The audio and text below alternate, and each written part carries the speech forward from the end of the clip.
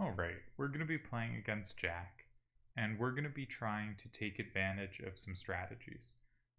The first thing we need to know about Jack is Jack loves capturing. And that means we want to direct the game. Well, because he loves capturing, all the cards are going to be in one area of the board, right? For instance, if we start in 1, they're going to capture, and the cards will all be around 1. So we want to look at our hand and think, where do we have power facing? Our top card, really good left-right, doesn't want to go down. Our next card doesn't care too much. Our next card doesn't want to go down. Our next card, good up-down. Our next card, up-left. In general, pretty clear we want to be going up, and potentially, ideally, up-left.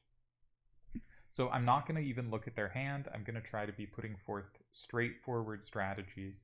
I'm going to say, if we play 5, 3, 5, 4, and 1, that is likely a card will be able to take back, and a card will be able to lock in. 5, 5, 2, 5, and 1 would also make sense. 4, 6, 1, 6 would be harder to recapture, but my cards are better going up left than any other directions, and I just want to play something there I have multiple recaptures on, because I know that's the part of the board that's going to fill up. And I want to be able to take advantage when it does. I want to have cards facing that action. I don't need all my cards facing that action. You know, it can be nice to have power away, but I want all my cards to have at least one of up left them to be good on, so that I know they have a chance to find use. Now our opponent captures, and this is what this bot is always going to do. And what I want to do is be more discriminate about my captures than they are. They're always going to capture, but I can try to lock cards in. And so what I want to do is play 2.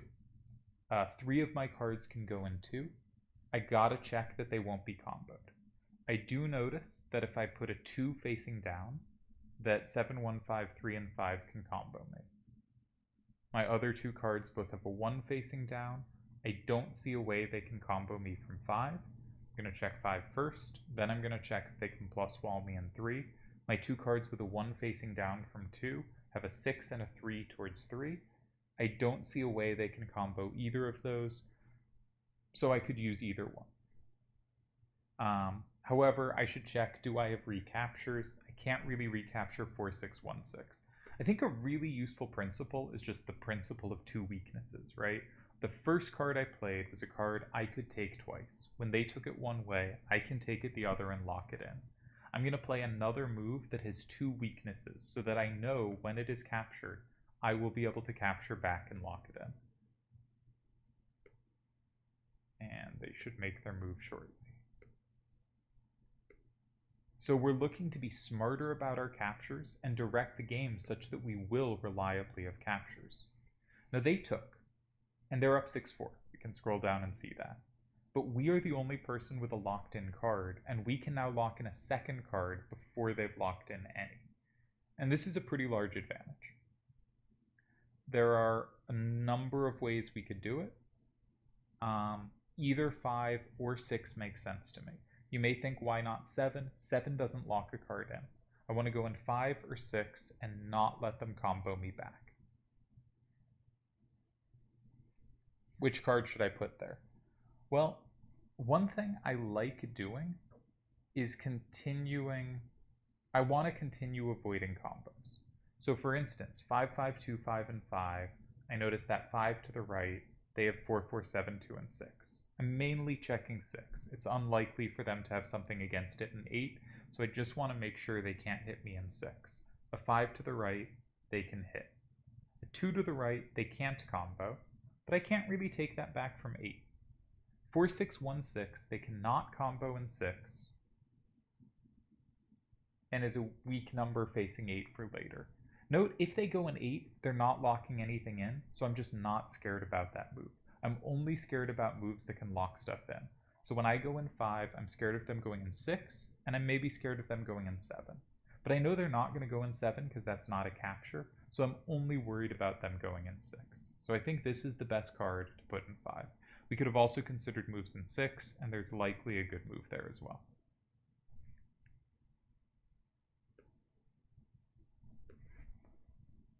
So what have we done? We played this rule of 2 weaknesses for our first 2 moves. Now we're down 6-4, but we have 2 cards locked in, they have 1, and our remaining cards are still directionally really good. The way to get in trouble is if we don't keep power towards the game. In fact, our 5-5-2-5 completely sweeps the remaining board, and what we really want to identify is which card's going to be our sweeper at this point. And our 5-5-2-5 beats both their cards, going both left and right, and it can take anything above it. So it is a guaranteed double capture on the final turn, which means unless we're down 7-3, we're going to win. Now here, our 6-2-6-2, in fact, might win going anywhere. It might not matter where I put it. Every square might be a win with that. And in fact, I may have wins with 5-5-2-5 first as well. But I think identify the sweeper, hold on to that, and use the other card. Could put it any which square. I guess I'm going to put it in 9. I'll put it in 4. I like capturing, or 7. I like capturing cards near where I've captured cards before. This is probably a bad instinct, because if I miscalculated and went in 7, they could potentially combo 7, combo 4, combo 1, and I'd lose. So actually, let's go in 9, just so that, like, if we had this huge brain fart, it wouldn't combo anything extra, right? If I just went completely diluted here, that I wouldn't be punished for doing it. And indeed, we get the win. And what was really important, I think, was this principle of 2 weaknesses and keeping directionally useful cards.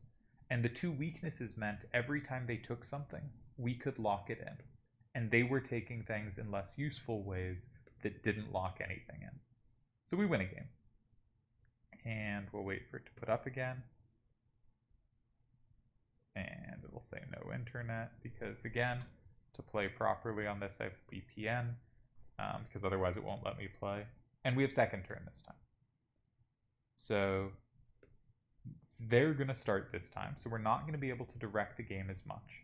But the first thing we should do is just see, do they have recaptures on their starter? And they do from 8. Only 1 card, though, which suggests they really don't have power facing that starter, which means if we start capturing, they're the one that's going to run out of power. And this is, I think, really one of the main things we can learn by playing these capture bots, is how important it is to keep power towards the action. I notice, however, they do not have a recapture in 8. So I want to take. I want to take from 8, locking in 9. What do we want to take with? Well, we don't want to walk into a combo. If we go in 8, they can't combo us from 5 because there's no other card to same or plus off. So we just got to make sure we don't get plus walled from 7.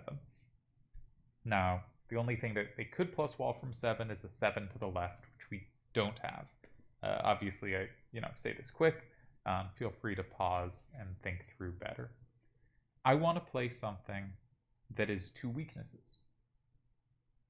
Now, 3 of my cards that could capture an 8 have a 6 or 7 facing up. I can't take that. So I'm going to capture it with 4-6-3-4 because I'm going to be very focused on 2 weaknesses. Right? I'm going to make sure if they capture, I can capture back and lock in. And I'm going to treat 9 as a locked in card. Alright, they did capture, as we know they will. And here's where it's really easy for us to run out of power facing the game. I think that's really easy to do, because we're not very good going down, and the game is now down. And so a bunch of our captures are potentially not as appealing. But let's think. We want to capture and lock a card in, so take 7 or 8. And we want 2 weaknesses. So what are our captures? Well, we have 6-2, 6-2, and 4. But we can't take that back from 1. We have 6-2, 6-2, and 5. Neither of us can take that back from 2. It is safe to 2, and it is weak to 4 and to 6. That's perfect, right? We want 2 weaknesses. So we're going to play 6-2, 6-2, and 5. We got to check that it can't be comboed. Okay. Can it be comboed from 6? Well, 2 and 7 have a gap of 5 between them. So they need a card with 5 higher left than down. They have a card with 6, 1, and a card with 2 less. They can't combo from there. Okay, what about 5 facing 4? We have a 2 to the left, there's a 4 facing up. So they're going to need 2 higher going right than going down. They have no cards with higher right than down. So they don't have combo play against this card. We can play it in 5, and we're locking in our second card. They haven't really locked in any because we now do have a threat to go in 4. We also created the threat of 7, 5, 3, 3, and 4. They captured. Now this seems terrible because we did create a threat in 4. We want to lock in a card. Where can we lock in a card? That's the first square we should look, or 3 and 4. 3 can lock in 6. We have no captures in 3. 4 can lock in 7. We do have a capture in 7. Can they combo back? We check 1. Do they have a plus wall in 1? No, they do not. They have nothing that's 4 higher facing down than it is up or left. So we're going to play in 4. And we're going to hope that the internet connection works. This is a pretty bad VPN. It's pretty slow. It did not pay for it. So one thing nice there was we found a way to use a card that didn't have power facing the action. Now here, we're up 7-3. We just play safely. We win. So I'm not going to play this in 1 where I'd walk into a combo and lose. I'm going to play this in 2 where we're safe. And what did we do this game? Well, they played a strong corner and we just checked if we could capture it. And we could. And they couldn't recapture back. And from there, we kind of followed this 2 weaknesses principle. Our card in 8 was a card we knew we could recapture both ways. Our card in 5 was a card we knew we could recapture both ways. And the move in 4 was just kind of cleaning up the remains of the game. So that's 2 games. I'm probably going to play around 5 this video. We got first turn. Let's check. Cards are a little redundant. Don't have that many cards on this account. First card, up left. Second card, up right. Third card, up anywhere. Fourth card, generally up anywhere. Fifth card, up right. I think we're mostly facing up right, though potentially if we put one of our cards really good facing up right there, we'll now be equally upright and up left. But we want to put something there that's easy to recapture. So I think 6-6-3-1 or 7-5-3-1. The best thing to do, the best way to decide would be to look at the opponent's hand and see which matches up better. Now, I notice 7-5-3-1, that 5-1 might be able to pick off their 2-6-2-6. I notice on the 6-6-3-1 that might be able to pick off their 4-4-7-3. It has a way to plus wall that 7. Don't think there's like a trivially easy way to know which is better to hold on to, but we do have a second way to plus wall a 7 with the 4-6-1-6. So I'm going to use the 6-6-3-1 there. Easy card for us to recapture, principle of 2 weaknesses. We know they're going to capture it, and we're going to be ready to take advantage. And all our cards are good in at least one of upper right, and we've made the game upright. And because they're going to capture, all the cards will be clustered in the top right, and so cards that have at least one of those directions strong should be able to find a use during the game. They took. Now, we could combo back in 9, but something I want to stress is we're not looking to take combos immediately because this is not an opponent smart enough that it'll block those combos later. But also, why not just leave that available for any time later that we might need it? It'll be there if we need it. I would rather start by going in 2 and locking in a card. Now, if we're going to play in 2, we got to be safe to combos, right? We have 3 cards that can go in 2 and capture the card in 3. We have 5-5-2-5. That has a 2 facing down, so they need 1 higher up than to the right. They don't have it. However, they can combo that card from 1 with 2-7-4-4. So we don't want to walk into the combo. We do want to lock in 3. If we played 4-6-1-6 and 2, that has a 1 facing down. They need 2 higher up than to the right to combo from 5. They don't have it. That has a 6 facing left. Can they plus wall a 6 in 1? They can. 2-6-2-6. So that brings us to 7-5-3-1. That has a 1 facing left. They're not going to be able to plus wall a 1. It has a 3 facing down. Do they have the same number facing up and right so they can plus that? They do not, so we're going to use this card to lock it in. And we've now locked in a card, right? Our captures are going to be better than their captures. All right. Once again, we can now lock in a second card, right? We can lock in either the card in 1 or the card in 5. Now, let's start by looking at 5. The card in 2 from 5. One thing to worry about here is if we go in 5 and flip 6, they might be able to combo back from 9. Here, they do not have that, but it is conceivable. Okay, 6, 1, 2, 6, and 5. They have a same in 4 with 5, 6, 3, 3. Okay, we don't want that one. 4, 6, 1, 6, they're going to have the same. So 5, 5, 2, 5 seems the best option to put in 5. Now that flips 6, so we're a little weak to combos, but they don't have the combo in 9. So I think that's a reasonable choice. That's a good move. That and 5 is a good move. If we wanted to think further, we would think about 4. We have one card that could go in 4, 6, 1, 2, 6. It's the only card that captures and locks in 1. Does it walk into a combo? Well, that 2 facing down isn't going to be comboed, but that 1 facing to the right could be. And indeed, they have 2, 7, 4, 4 to combo it. So 6, 1, 2, 6, and 4 we don't like. Now we have to remember what was the move in 5 we did like. It can be hard to keep track of a move you saw and liked, but our move was 5, 5, 2, 5, and 5. They don't have a combo back, and we lock in a second card. They haven't locked in a single card. You could argue we lock in a third card because 6 is safe for us. Principle of 2 weakness is so useful here, along with making sure our directions fit. Because I don't have many cards on this level, we're seeing the same directions repeatedly. They capture.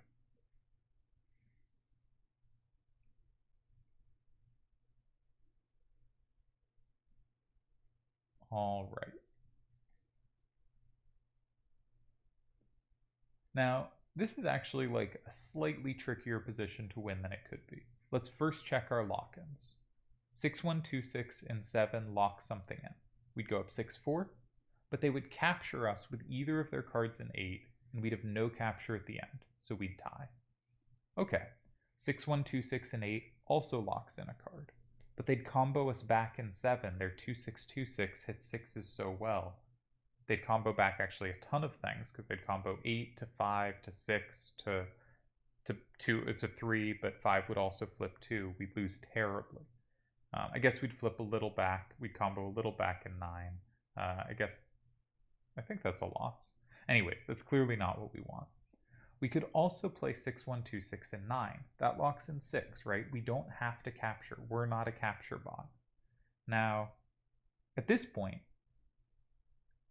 if they go in 7, we go in 8 and capture 5. It's 5, 5, so we take a card. We're up 6, 4. If they go in 8, they could go in 8 with 5, 6, 3, 3, but that doesn't capture, and we capture that, so we'd win 6, 4. And 2, 6, 2, 6 does capture us, and that gives us a same at the end, and we win. And that's something to look for versus these bots, is if you concede a capture, they will take it. And if you have a combo after, you can trick them into walking into big combos. Now 6, 1, 2, 6, and 9 wins anyway, but the idea of, oh, I can play a move, they only have 1 capture, they will play that, and then I have a big combo after, is a really good way of thinking against these bots. Now, we could also start with 4, 6, 1, 6 in 7, but then they play 2, 6, 2, 6, and 8, and that's the same. They go up 6, 4. Even though we plus wall back, it doesn't combo anything extra. So as we're getting low on time, we're not going to explore everything. It's always slower to talk them out. We're going to play the move we saw that was a winning move, and we know they're going to capture an 8. And we know that will set us up for this combo in 5. But I think actually we only had the one winning move. And sometimes you'll play a good game, you'll play reasonably, and their cards will just happen to line up right? We're not doing extensive calculation.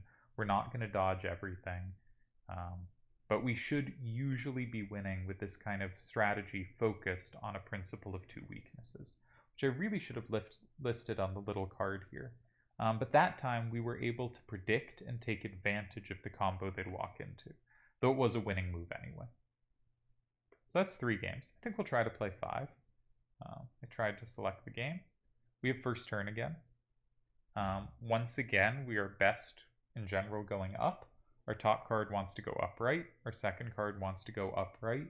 Our third card wants to go anywhere but right. Our fourth card wants to go upright. And our fifth card kind of can go anywhere. So, the 4-1-5-7 might make you think, that doesn't play well going upright. But its up is actually not so bad. Its up is pretty good. First of all, can take anything 3 or less. If we look at the opponent's hand, that's already 2 of their cards. We'll probably put something in 3 that has a 3 or less facing out. Second of all, that 4-1 part can snag 7s. They have 2 7s in their hands. That 4-1-5-7 is bad going right, but might be quite useful going up. So I think we're going to play in 3. That's where most of our power is facing. Which card do we want to use in 3? Something really easy to recapture would be nice.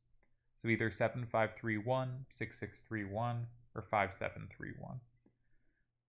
We could look and spend some time figuring out which lines up best against their hand. It doesn't seem incredibly obvious to me. My instinct is whatever. Use the one that is most redundant, that is the least unique power in the hand, or can do the fewest unique things. It's not dead obvious to me which that is. I'm going to chuck the 5-7-3-1 because I have another card with a 5 facing up, but I think all these moves are reasonable. Again, we have 2 weaknesses. When they capture, we're ready to lock in. And that's such a useful principle.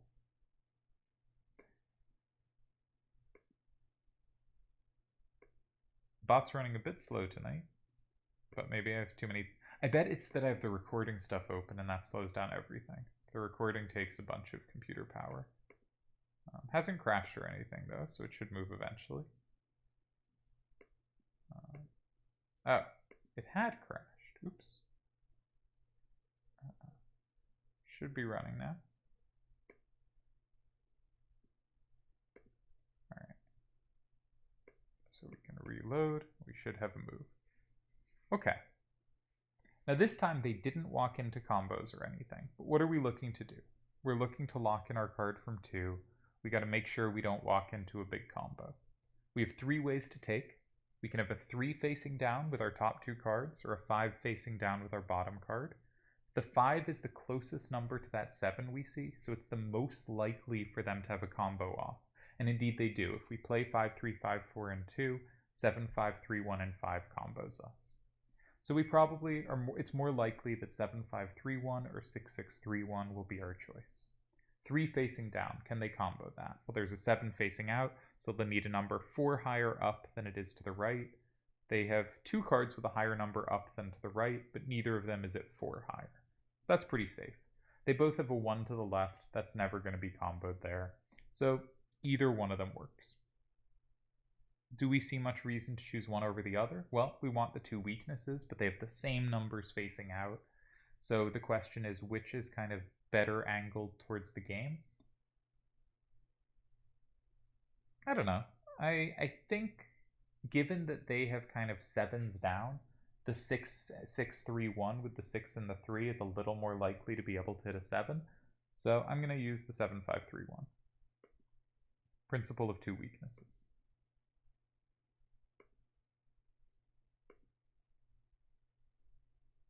And hopefully we're directional enough towards the game. That card in 6 is hard for us to take, and that might be a problem for us. And that card in 1 is hard for us to take.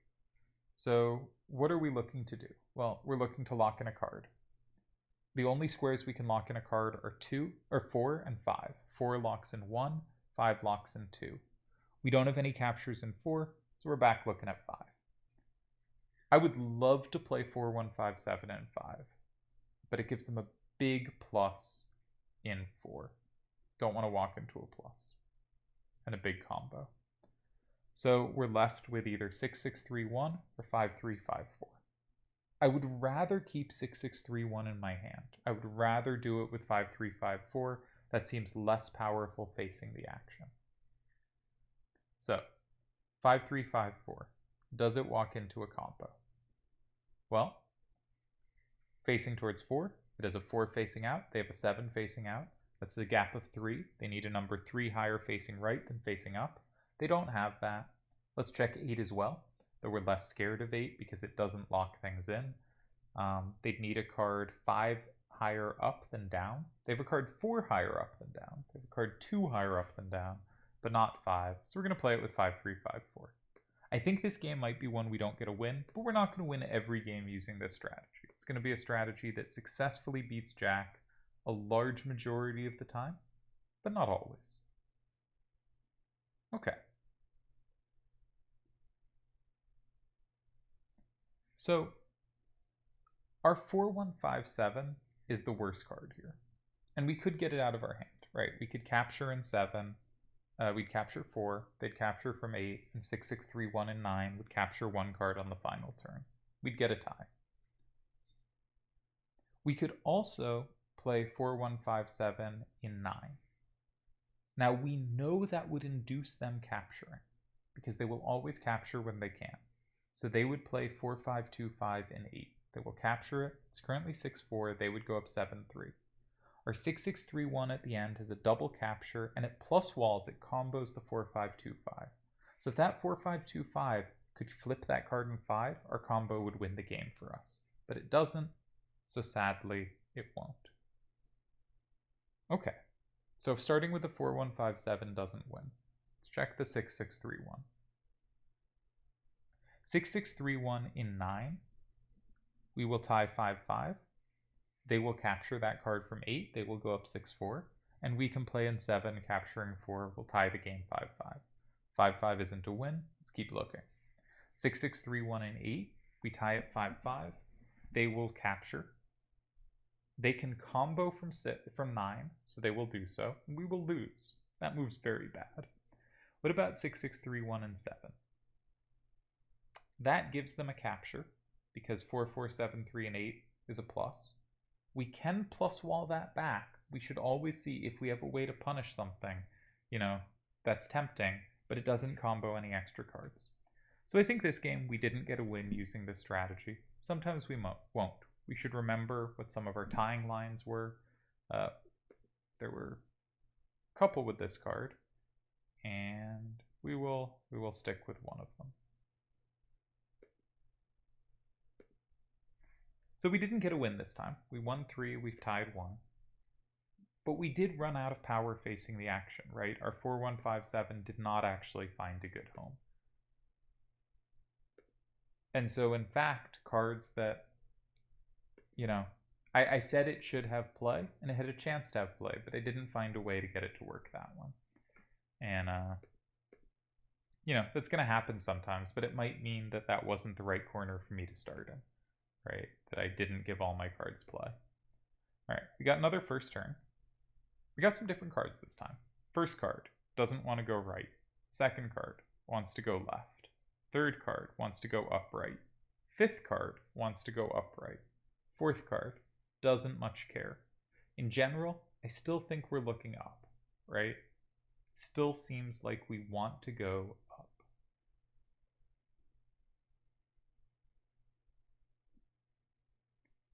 If that's the case, what's a card we could get rid of that's easy to recapture? Well, I noticed that 7, 5, 3, 1, and 3, all my cards can recapture both ways. So we're going to try that. Again, principle of 2 weaknesses. We start with a weak card so that we'll be able to lock it in shortly after. This might have been a good one to hold on to because it has like combo play. For instance, against this capture, it was my only card that has a capture in 1 that combos back in 1. But we're not too worried about that. We're not going for overly complex stuff. Now, we want to play in 6 because we want to lock in a card. If we play in 6 with a 5 facing left, as our top card does, they do have a plus in 5. We don't want to walk into that. Now, there is a plus wall combo back, but we're not looking too deep. Okay, we ruled out having a 5. What about a 7 facing left? 7 facing left, they can't combo. Okay, interesting. We'll come back to that. 4 facing left. They can't combo. So all our remaining cards are possible to use. and a 1, a 2, and a 5 facing down are also not comboable. So my next question is, which one of these can we play that sets us up to have a capture in 5? Because it's a little tricky for us to have the double capture in 5. We might want that. Now we might actually not want to flip the card in 2 because they have this combo back in 1. But, you know, we know we can play any card except our top card in 6, and we won't be comboed and we'll lock something in. I'd like to keep maximal power towards the action, so I really want my 6-6-1-4 still in my hand.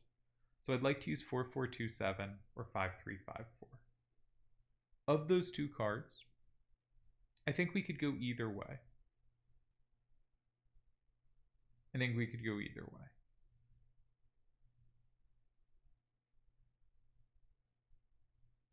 I do notice the 5-3-5-4 might be a little trickier for them to capture. But it might be trickier for us to recapture.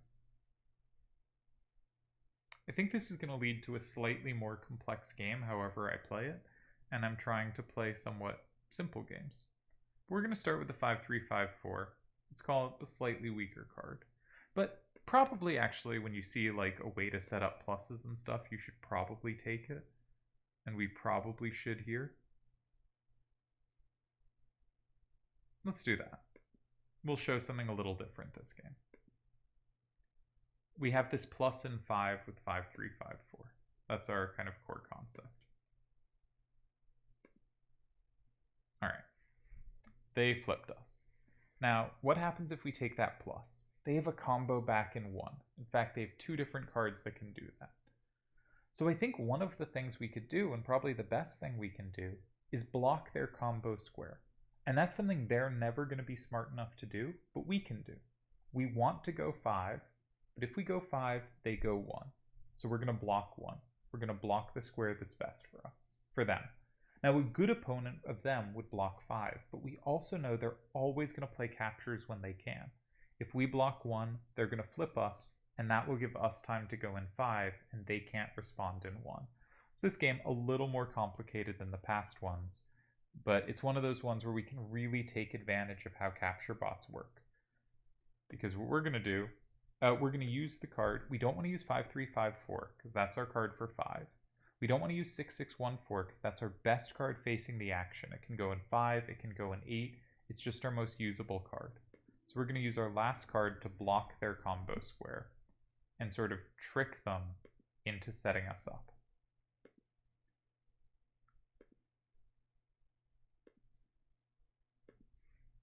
Because they are going to take that, and now we hit them really hard. We actually have multiple potential combo paths here. My plan was to go in 5. 7 also, I suspect, works. Yeah, 7 looks like... Oh, I guess 7's just a tie. But anyways, our plan was to go in 5. And 5 we shall do. Because we cleverly blocked a square that had combo potential. Anytime these bots, the capture bots, have a combo setup, and you block that square, and you have a combo setup, if they have a capture, they won't get in the way of your combo setup. And so you can very much set up combos and put them in really horrible situations. And that's what we tried to do here. And that was a less straightforward game. But we're gonna get a nice win here, nice sized win here. They didn't have a capture, so their move was less predictable. And we get a 7-3 win. I think I'm gonna play one more. We have 4 wins and a tie. And I just want to show one more of, again, just trying to hit these themes. Hopefully this wasn't too fast. 3 minutes can be hard to talk through while also having me actually analyze. But I hope this shows a path to both a way to play against bot. I'm glad we got another second turn. Both ways to play against Bot Club Jack, but also why they work. All right, we see a big corner. Once again, we should check, do they have recaptures? And once again, Jack does not have recaptures from 8. And we should take advantage of that. I would have liked to show a game where Jack played a better starting corner, but I think we'll see that when we face club shortly. Jack is going to play a lot of corners that are just very vulnerable. We have 2 ways to take it, so we have quite limited options. The reason we can take it safely from 6 is if we look at 8, they have nothing that has 3 higher to the right than it does facing down. So they have no plus wall capture there, and they can't overpower a 7. We want to play something we can recapture 2 different ways. Our 2 captures are 4, 1, 5, 7, which we can capture the 4, but we can't capture the 7, and 4, 3, 6, 4. We can capture both, principle of 2 weaknesses. And one thing to say is, I think this is really a principle of evens, which is their 4117 has 1 weak side. We each can take it 1 way. We can actually take it both ways, but ignore that. There's 1 side it's weak to. So if we take that side, now it has 0 sides, they can't touch it. 0 sides is great for us. They played something with 1 weakness, we can take advantage by immediately attacking that weakness. And we're going to take it while playing a card with 2 weaknesses, right? So that when they take it, if and when, but when they take it, we have ways to take back, right? We're going to be locking in more cards than them. They go in 5. That was, in fact, their only way to capture, which we didn't actually have to have seen to make that move, though it was very seeable. One thing to check is, did they set up a threat in 8? That could be really scary. 3 is 4 lower than 7, so they'd need 4 higher facing up to the right, 6, 2, 7, 3, 5, 1. They don't have any of those. We're safe in 8. So we want to be locking in a card. We could go in 8 ourselves, if that was safe, and we do have safe moves there. 2 cards with a 7 out would be safe. We can also go in 3. Now, if we go in 3, we want to lock in 6. Our only card to do that is 4, 1, 5, 7. We should check that that's not comboable. Can they combo a 7? Well, looking through their hand, I don't believe they can. So I'm going to play 4, 1, 5, 7 in 3. Again, we're just looking to lock in cards, right? They played a card with 1 weakness, so we took it, and now we have a card with no weaknesses.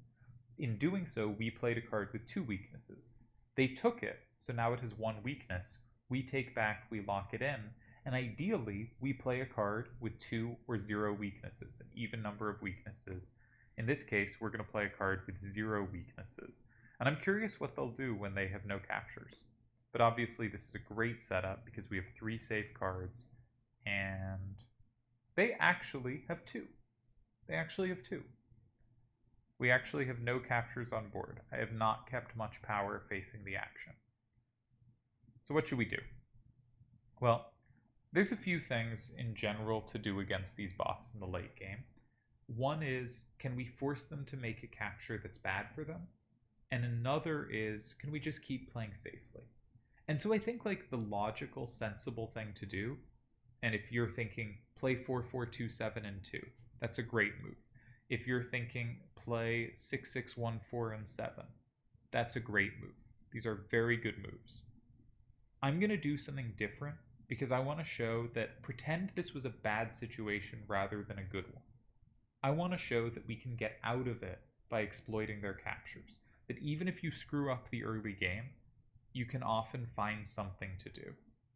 So what I'm going to do is play 6, 6, 1, 4, and 2, and just pretend we're somehow behind, and we need a combo to come back and win. The point of 6, 6, 1, 4, and 2 is I see they only have 1 way to take it. Their only way to take it is 4, 6, 4, 4.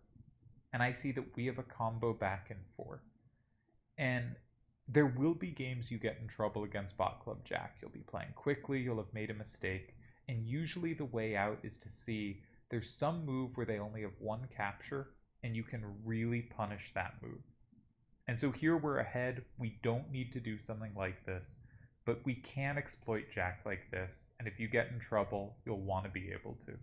So we're going to walk into a capture when we don't need to, because I wanted to show this one other important concept against Jack, and this is what I mean by combo advantage in the little write-up, is Jack is going to be very foolish about combos like this, and we will take advantage. We're now going to combo and win 7-3. So that's it for strategy against Jack. Club will be a little trickier, mostly because Club plays better starters. Starters that we can not take advantage of quite as much. But once we realize an opponent loves capturing, we should really think about this principle of two weaknesses, principle of evens, but specifically usually two weaknesses. We're looking to lock in cards. They're going to capture indiscriminately. We're going to capture in more useful ways. We got to be careful about combos, but we always have to be careful about combos. We're going to be able to predict a lot of their moves and make sure that we have cards that are really good facing the direction of the game. Because the other thing against overly capture-y players, we should finish this game, is the cards are going to cluster in a part of the board, and you want to make sure you don't run out of power facing towards it. And that's another thing, if you are a player that really likes capturing, try to make sure you're capturing with the cards, at least at first, that have at least the least power facing towards the action. That can be useful. That can go against the principle of two weaknesses, so there can be complicated stuff here. But sometimes players that love capturing, the game starts, say, in 1, and they use all their cards facing up left to start with to get captures, and they end up having cards that can't even capture at the end when the captures are more valuable because they're much more likely to be permanent. So we really want to focus a lot on understanding where the game is going to be and keeping cards that will be good for the end game. And we don't have to calculate it out. We don't have to do extensive calculation here. I always worry I'm doing more calculation than is needed and maybe more than is useful to the viewer. What we're really looking to do is see the direction of the game, make sure we can recapture cards, make sure we can lock in cards when available. And Jack is not the toughest opponent, but I think this all holds for more difficult opponents as well. We'll have to add some things, we'll have to figure out some new things. Club will be a little trickier to figure out, and then Queen is a whole level up and will take more work, but I think this is a good starting point for how we should be thinking.